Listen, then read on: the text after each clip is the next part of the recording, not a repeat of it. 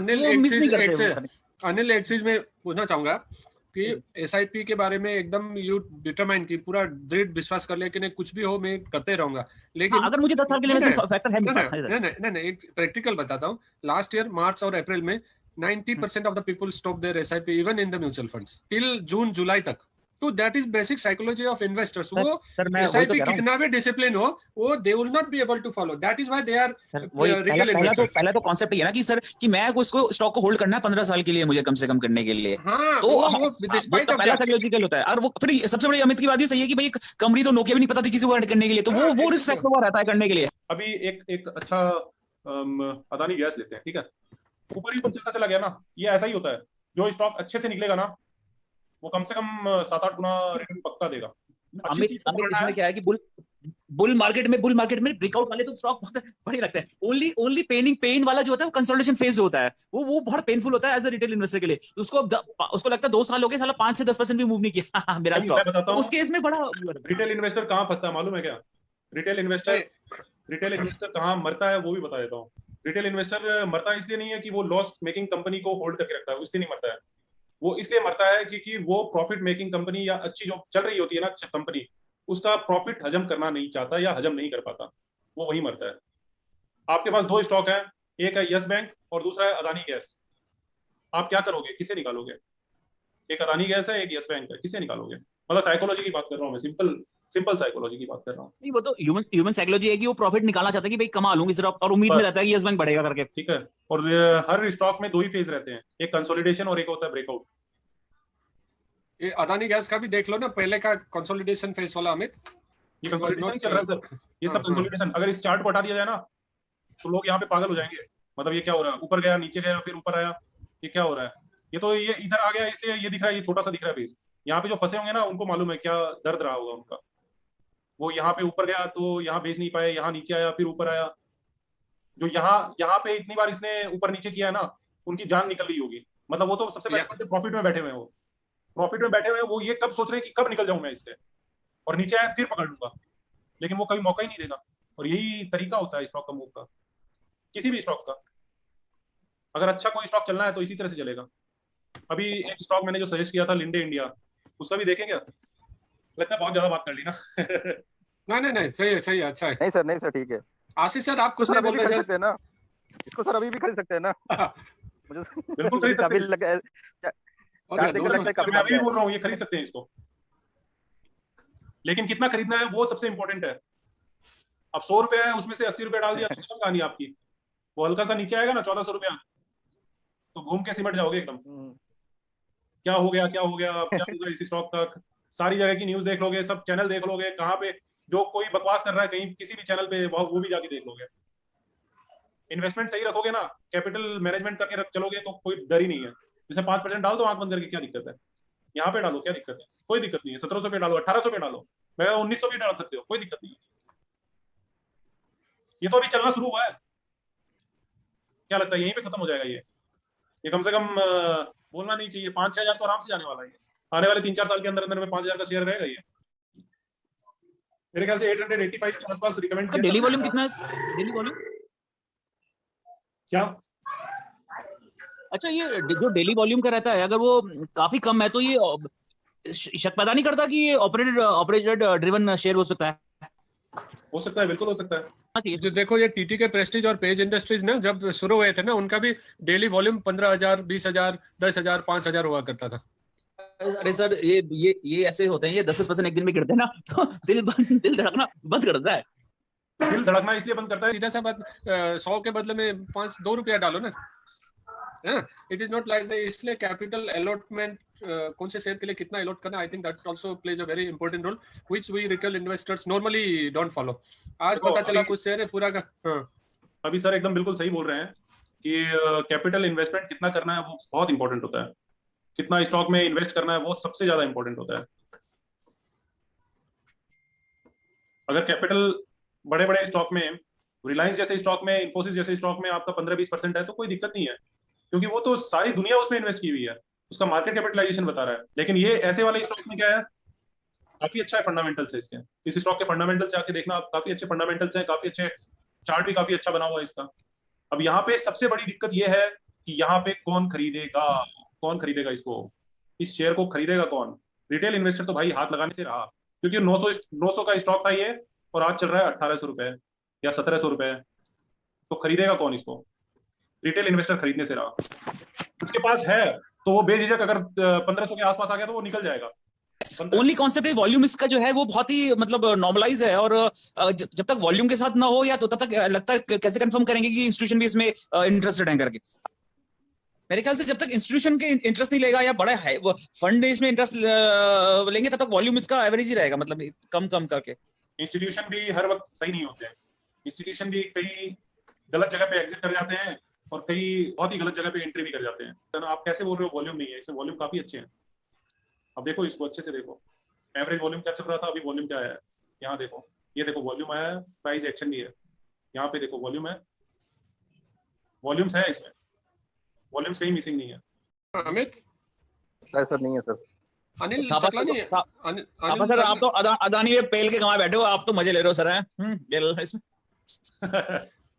Yeah, all credit goes to Amit. Yeah, continued, and whenever I wanted to exit, and Amit used to say, "Don't sell," and I used to say, "कि नहीं नहीं ये तो अरे." He told me, and one of the mistake I did was कि मैं Reliance 1400 पे बेचा, तो अमित को बेचने के बाद बोला मैं बेचा, तो उसने बोला अरे अभी दुनिया फेसबुक आ रहा है, वो आ रहा है, Zuckerberg is getting interested and you are exiting like a retail investor.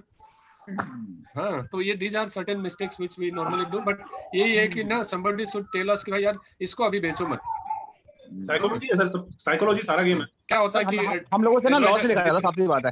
Retail वाले से ना लॉस नहीं दिखाया जाता है और प्रॉफिट पचाया नहीं जाता, साफ सी बात है। लॉस तो देखा जाता है। हाँ नहीं, लॉस मतलब दिखा नहीं जाता, हम उसको एवरेज करते हैं कि यार किसी तरह साला अभी इतना बढ़ जाए तो मैं भी निकल रहा हूँ, जैसी ग्रीन दिखेगा वो है, वो साइकोलॉजिकल बहुत बड़ा इम्पैक्ट है। वो बेस्ट एग्जांपल क्या अमित ने दिया कि आज के दिन मान लो कि आपका सपोज यू परचेस्ड DHFL और से समथिंग लाइक रिलायंस सुजलॉन लेके बैठे हैं, मान लो कि आपका जाके ₹2 पे आ गया और वो लॉस ही देते जा रहा है और अदानी गैस ने आपको 25% प्रॉफिट दे दिया। बट दोनों में आइडियली देखा जाए तो रिलायंस पावर सुजलॉन से एग्जिट करना चाहिए, लेकिन हम एग्जिट कर लेते। That is the basic fundamental flaw in the retail investor psychology. Amit ने यही बोला कि भाई रिटेल इन्वेस्टर तभी मरते because they can not digest the profit, not because they can not bear the loss. Loss तो पूरा डाइजेस्ट करेंगे, वो डाइजेस्ट करेगा because you purchase like I got Reliance power का IPO at 220 and I digested till it fell to ₹5 and then ₹5 पे exit करना पड़ा। that was the power of my digestion, है ना। और same thing Torrent Pharma which I took in 2008 in ₹300 and I could not digest the profit of ₹70 which I got in 1 year. This was too much for me to digest, so I just exited. Had I stayed on it would have gone to 3000 now. So वही सही बोला अमित ने कि I really digested this particular thing कि भाई retail investors lose the money because they cannot digest the profit, not because they cannot bear the loss. आप अगर कभी हो ही नहीं सकता है कि आपको कोई अच्छा शेयर मिले ही नहीं। आपका ऐसा कोई ना कोई शेयर जरूर होगा जो ₹10 में आपने खरीदा हो और वो आज ₹100 चल रहा हो, या नहीं तो कम से कम ₹60 तो चल रहा हो। मतलब अगर आपकी जर्नी 5-6 साल रही हो स्टॉक मार्केट में और आपने हमेशा गलत स्टॉक ही खरीदा है, ऐसा हो ही नहीं सकता। अब इसको मैं बताता हूँ, मेरे फ्रेंड्स का ग्रुप है, उन्होंने मेरा पोर्टफोलियो जो मैंने बना के दिया था दीपावली वाला उसमें इन्वेस्ट किया और सबने इन्वेस्ट किया, लगभग 4-5 लड़के थे। लेकिन जैसे ही जो स्टॉक बढ़ना शुरू हुआ ना, वो सबसे पहले बंदे थे जो बार बार पूछने लगे वही चीज कि इसको क्या करें, इसको क्या करें, इसको क्या करें। मैंने होल्ड करने के लिए बोला, लेकिन वो फिर भी एग्जिट कर चुके हैं जो अच्छा परफॉर्म कर रहे हैं। अभी वो लगभग वहां से डबल हो चुका है वो स्टॉक। ट्राइडेंट है, फिर कौन सा एक रत्नामणि मेटल है, 60-70% हो चुका है। लिंडे इंडिया भी एक चार्ट था उसका। क्यों? साइकोलॉजी है, सब साइकोलॉजी का गेम है। सिंपली जैसे आप बता रहे हो ट्राइडेंट डबल हो जाएगा, ये हो जाएगा, तो अभी क्या होता है कि साइकोलॉजिकली हम बैक ऑफ द माइंड में बैठाते हैं कि अब तो बढ़ना ही बढ़ना है करके। देखते हैं, ट्राइडेंट का चार्ट देख लेते हैं, ठीक है। यहाँ कम होगा तो फायदा खड़ा है ना, ये यहाँ पे अगर पहुंच के खड़ा हो गया ना, तो इसका मतलब है ये यहाँ से नीचे जल्दी नहीं आएगा। सपोर्ट ले रहा है बार बार, यहाँ पे डिस्कनेक्ट हो रहा है क्या? नहीं, ये स्टॉक सपोर्ट ले रहा है बोलता है। हाँ, स्टॉक सपोर्ट ले रहा है यहाँ पे। सपोर्ट तेरा क्या सर मींस आपको अगर इसका टारगेट ₹30 का करना है और आपका इन्वेस्टमेंट 1 लाख रुपए। हाँ, 30 नहीं है इसका टारगेट, इसका टारगेट बहुत लंबा है। यहाँ पे आपको क्या करना है कि इन्वेस्टमेंट कम रखना है। अगर इन्वेस्टमेंट कम रखोगे ना तो रात को नींद अच्छी आएगी, तो वो 5% गिरेगा तो आप डरोगे नहीं। कैपिटल एलोकेशन इंपॉर्टेंट है कि कौन से कहाँ करना है, ठीक है। कैपिटल एलोकेशन सबसे इंपॉर्टेंट चीज है।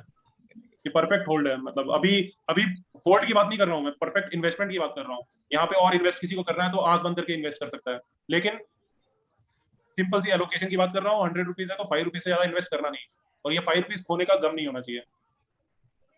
50-60 के आसपास अपना कैपिटल निकाल लो, बाकी पड़ा रहने दो। आपके पास अगर 10 शेयर आपने इसके खरीदे ना, तो 6 से 7 शेयर आप इसमें बुक कर सकते हो, लेकिन 3 शेयर आपको कभी जिंदगी में बुक नहीं करने हैं, वो पड़े रहने दो, देखा जाएगा क्या होगा। यहाँ तक तो आपका पूरा कैपिटल निकल ही जाएगा, इसमें प्रॉफिट भी रहेगा। ये 3 शेयर आपको जितना अमीर बना सकते हैं ना, और जितना सुकून देंगे ना, वो कोई नहीं दे सकेगा। ये ट्राइडेंट करता क्या है, इसका प्राइस इतना कम क्यों है? ट्राइडेंट 1:10 1:10 या कुछ। ये मुंद्रा सर हम लोग जाते हैं ना, मुंद्रा याद है सर, हम लोग गए थे, तो मुंद्रा के रास्ते में आता है इसका प्लांट। टॉवल बनाता है ना? हाँ, टॉवल बनाता है, बेडशीट बनाता है, ये आइकिया और ये सब जो बड़े बड़े ब्रांड्स है ना, उनको सप्लाई करता है।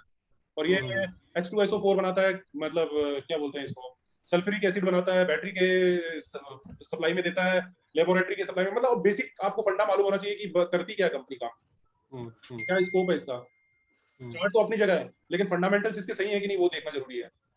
अब इसका फंडामेंटल एकदम सही है और चार्ट एकदम परफेक्ट है। मतलब जैसा एक मैंने थोड़ी दिन पहले बताया, ये मदरसन सुमी 2000 में बोलता है कि किसी का अगर 25,000 रुपये की शेयर होती तो आज बोलते हैं कि 2,50,00,000 होता, बोलता है सर ये सब ना सर मैथमेटिकली बड़ा अच्छा लगता है। वो नहीं पाता है, नहीं कहने का मतलब होल्ड ही नहीं कर पाता है। यस एग्जैक्टली वही वही अमित यही बोल रहा है ना कि अगर मान लो आपने कोई एक शेयर खरीदा, इसका डबल ट्रिपल हो गया मान लो, तो उसमें अमित का फंडा ये है कि भाई एटलीस्ट 1-2 शेयर छोड़ दो उधर, डोंट सेल एवरीथिंग। मतलब ये बोल रहा है कि जैसे ट्राइडेंट भी अगर 20 रुपया हो जाता है तो 30 रुपया, इफ यू फील लाइक कि आपका कैपिटल वो करके, बट 1-2 शेयर छोड़ दो। वही बोलते हैं ना अमित ने कि जो रखा हुआ शेयर, मान लो 2 शेयर भी रखा और वो जो आपको प्रॉफिट देगा ना, that will give you the biggest satisfaction in life. What he mean to say is that अभी थापा सर एक सिंपल एग्जांपल देता हूँ। एसबीआई का देखो आप, इसका रेंज बाउंड बहुत सालों से रेंज बाउंड है, 250 से 400 जाता है, 450 से नीचे आता है करने के लिए, ठीक है। अभी काफी लोग एनालिसिस बोलता है ये भैया डबल ट्रिपल होने के चक्कर में है,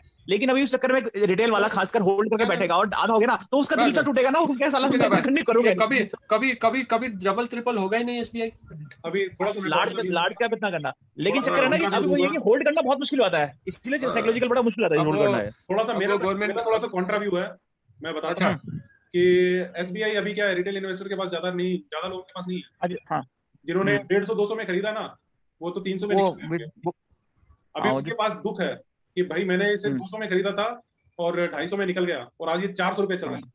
बोला ये तो नीचे आएगा तब पकड़ेंगे, फिर वो ज्यादा गिरेगा भी नहीं। ये भी बता देता हूँ, आप अगर आज इसको बाय करते हो ना तो आप 20 से 30% से ज्यादा डिक्रीमेंट देख ही नहीं सकते उसमें, मतलब वो गिरेगा ही नहीं। अगर उसको ब्रेकआउट करना है तो 270 रुपए 280 रुपए जो भी चल रहा है ना इसका रेट, आज मैं मतलब 380 रुपए के आसपास चल रहा है ना, तो यहाँ पे आराम से आप खरीद सकते हो।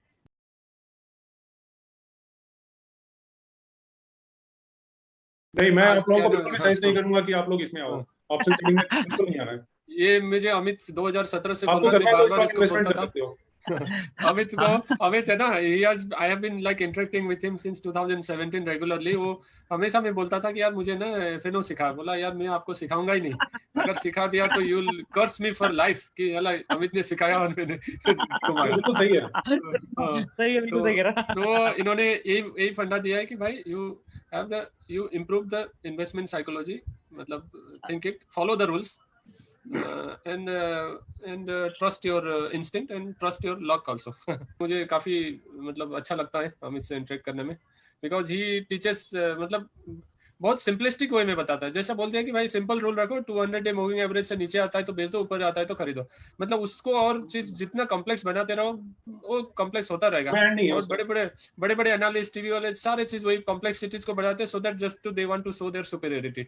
नहीं, कई बार चार्ट देखेंगे, यही चार्ट को मैं 10 चीज 15 चीज इसमें घेर दूं, इसमें जो मेन एक्शन है, जो प्राइस का एक्शन है वही नहीं दिखाई देगा, बाकी सब सारे इंडिकेटर लगा दो आप इसमें, सब कुछ दिखते रहेंगे, लेकिन वो लगा देंगे, टीम खराब कर देगा। Trust with this. So what Amit is saying कि नहीं, एक बेसिक फंडामेंटल रखो, ज्यादा कॉम्प्लेक्सिटीज एंड रेशियोज कितना भी करते जाओगे ना वो बवंडर में फंस जाएंगे। मैं 2004 2005 में मैं कॉलेज में जब पढ़ता था, उस समय जब मैं काम करता था तो मैं यही सब देख के काम करता था।